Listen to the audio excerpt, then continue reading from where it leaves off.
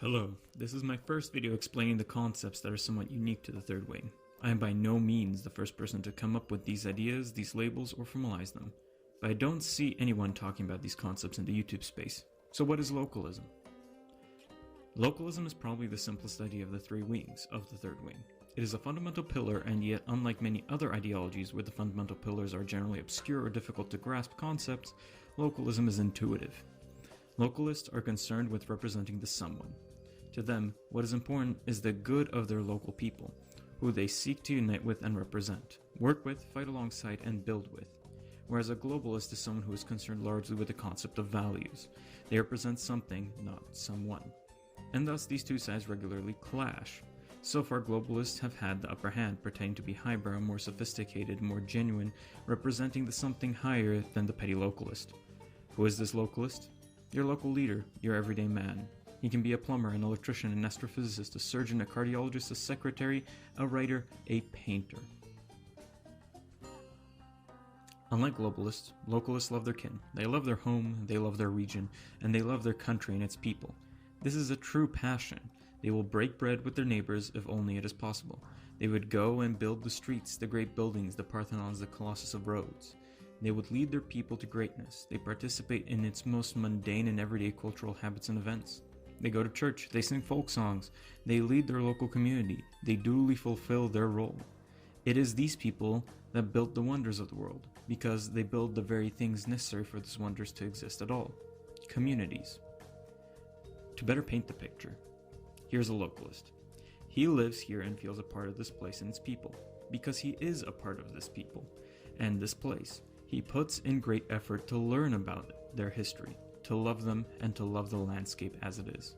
He engages in cultural events and constantly polishes his language. He loves his neighbors. He feels a duty towards his kin. When they are threatened, he takes up arms, and when there is peace, he helps build the countryside. If there is fire, he helps fight it. When in a government, he represents them, and what is good for them is what he legislates for. He wants that which is good for them in an absolutely objective sense. But here we have a key issue that distinguishes globalists and localists. Globalists constantly browbeat localists for being pathetic, lowbrow, instinctual animals. But that is merely a coping mechanism for their own inadequacy, their low-effort, apathetic lifestyle. Globalists prefer to refer to all of humanity and claim to work for all of humanity. Thus, they personally can't actually do anything, because how can they work for all of humanity at once? Often, they pretend their Twitter prayers and rants, their posts on their blogs, are worth anything. They often motivate people to participate in similar apathy to them. Oftentimes, they will eventually cause harm to the localists for getting in their way, proving them wrong.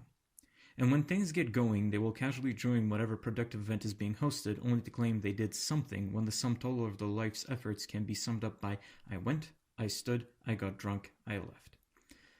Globalists love nothing but themselves and their position in society, which is given to them by the values they represent.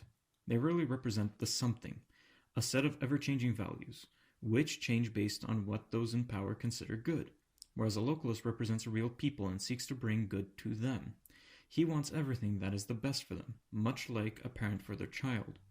It is what ought to be, it is what naturally is, and it is this love that is the truest. Because how can you love all of humanity equally?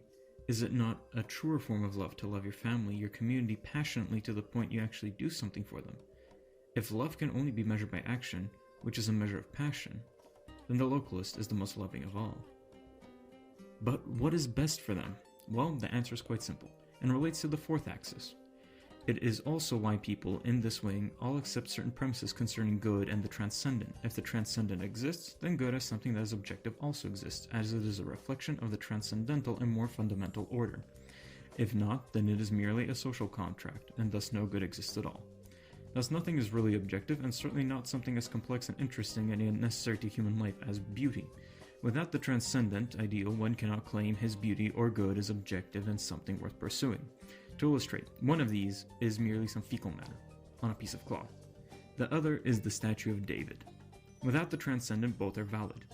Yet, with the transcendent, only one is valid. So you can see what I mean when I say they seek to do and enact that which is good for a people. A localist seeks what is good for his people. He desires to make their lives as good as possible, their environment as good as possible, all for them, as this is an objective goal he can strive towards. I hope you found this video informative. The next video will be on a slightly more complex topic, that being propagationalism. I've been Władysław Mirowski. Szczęść Boże, Sława, have a great day.